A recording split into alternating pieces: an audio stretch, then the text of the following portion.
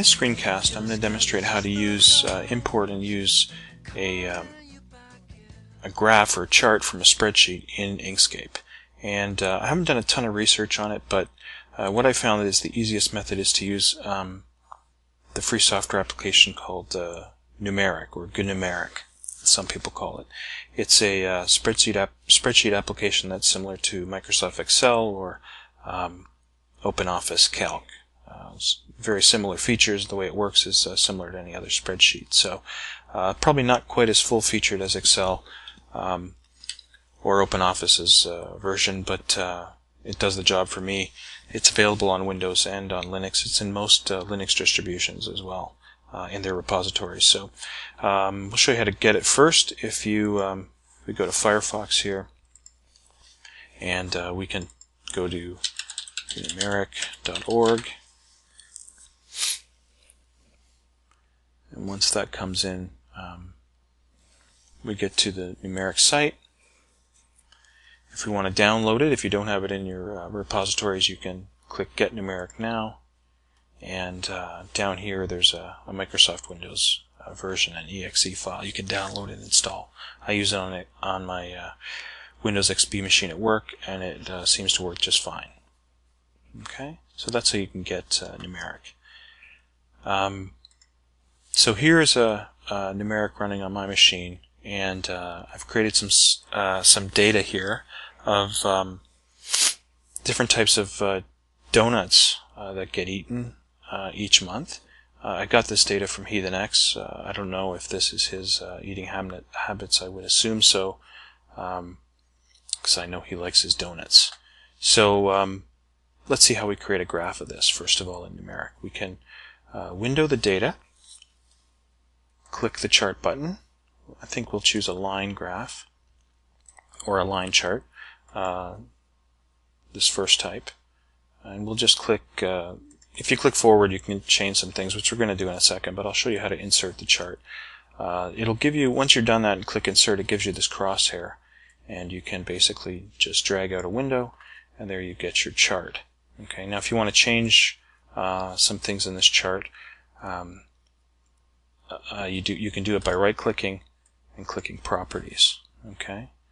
Now in Inkscape you will be able to make some changes, but we'll see that it's kind of limited in that the text actually comes in characters. So if you want to change the font or change the text, I recommend you do it in Numeric first. You can make other changes to it, but it just gets more tedious in Inkscape. First of all, I want to make only a couple changes here. First of all, I want to add some grid lines to this. So it took me a while to figure out, but the way you do it is up in the top left here, you've got kind of an outline of all the components of your chart. Okay, so to add grid lines, what I do is click on X-axis, click the Add button, Major Grid Lines, or Major Grid. Okay, and same with the Y-axis, Add Major Grid. Okay, so there we've got our grid lines. Now I'd like to add a legend, so I click Chart 1 and the Add button and Legend. Okay, now it's kind of scrunches everything over, puts it on the right. There's a couple tabs. All this, these buttons down here change depending on what you've selected. But when you have Legend selected, under the Position tab, I'm going to change this to Manual. And then I'm going to drag in this little window. I'm going to drag this legend to where I want it to be. Okay? And that's nice. You can actually make the changes right up here in the thumbnail as well. I'm happy with the fonts. May want to add title. So I'll click Chart, Add Title. And we'll put I'm Pig. And hit Apply. And there's our chart. Okay, and now we're done our chart. How do we get it into Inkscape? Well, we just basically select the chart, right-click, Save as Image. By default, you get SVG format. I already saved one earlier. We'll just click on it again, Save. Do I want to save over it? Yes.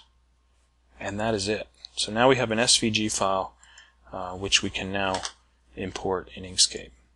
So in Inkscape we would just say File, import. I would pick the sample chart, hit open, and there we have it. Okay. Now, before I start modifying anything, I'm not going to do a ton of modification, just show you a little bit of what can be done. It comes in as a group of, first of all, it's a group of 4 objects. Okay. So what you want to do first is probably ungroup this bunch of stuff. So I would hit Control-Shift-G and watch that status line. Now I've got 4 objects of type group in layer 1. Okay. So let's see. Yeah, everything's still a group. I'm going to hit Control-Shift-G again. Now I've got 46 objects of type clone, path, and group. Okay, so certain things come in, I don't quite understand the whole detail of it, but certain things come in clipped, so and cloned. So we're basically, what I'm trying to do here is I keep going through this process of ungrouping things, unlinking clones. I want to basically have everything here as a path. Okay. You don't have to. I mean, you can split it up till you're happy. If, for instance, you're happy that this background is a 4-node path, that's fine. You can make the changes to that. At some point, you're going to want to change the, or you might want to change the actual graphing data. So you can see it all comes in as one group. So again, you could select it, Control-Shift-G to ungroup it. And now these things are paths. Okay, if you click on each one, you get paths that you can now modify. Okay, and in the legend, click on this. It's a group of 9 objects. You can again Control-Shift-G, and you now get these as separate things, and these as a group of 10 objects as well. See, that's where the problem lies in the fonts, is it comes in as a group of 10 objects. It's not one piece of text. Okay. I did try this the first time at work on Windows, and I was pretty sure that the labels came in as text objects. Maybe it works better in the Windows version. I'm not sure, but you might want to check that. Okay, so what I would like to do is get all this stuff down into just a path. Okay, so I've still got some group objects in here, obviously. So I'll just hit Control-Shift-G. And now I've got 92 objects of types path, clone in layer 1. So to unclone things, I'm going to say edit, while everything's selected, clone, unlink clones. And now I have 92 objects of type path and group. So there's certain things grouped together again. And while everything's still selected, I'm going to hit Control-Shift-G to ungroup them. And now I finally got 92 objects of type path in layer 1. So, everything now here is a path. So what I'd like to do is, first of all, I'm going to fatten up these lines. So let's make sure I select all the lines, 3 of them. Control-Shift-F to bring up the fill and stroke dialog box. And I'm just going to go right to stroke style. Probably go 3 pixels. Okay, you can see now that they've thickened up. Alright, so we'll just get this out of the way. Alright, so you could go in and change the background colors. You could thicken up the lines. You could put some kind of fancy image on the background. What I will do is just a tried and true method of, when in doubt, use the perspective effect. So what I'll do is I'll group everything together. I'll create a nice, rectangle or a polygon to make kind of a perspective effect. Something like this. Okay, I'll take my group of paths. Remember, when we do perspective effect, everything has to be a path. So everything was a path. We had 92 objects, I think, as a path. For some reason, we've got 89 now. I'm not sure why. But everything in here is a path. So we'll select the path, the group of paths, select the shape we want to transform to. Effects, modify path, perspective, and then we wait. And there we have it. Okay, a nice chart that's now in perspective.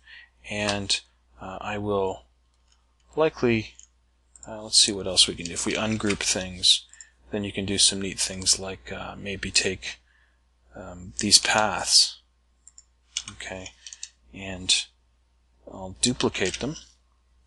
I will combine them, the ones I've duplicated. So now I've got my original paths, but then this duplicate of all three. On top, I'm going to make that black. Oh, sorry, almost black here. If you right-click these palette color values, you'll get a drop-down.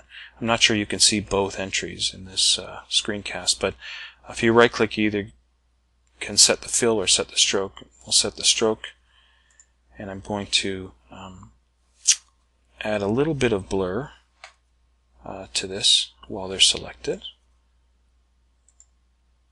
So we'll just add maybe a value of 2 on the blur, maybe even 1. Let me see. 2 to that. And move this away again. And I'm going to take that blur, send it back with the page down key. See how far I can set this back if I've still got it selected. Yeah.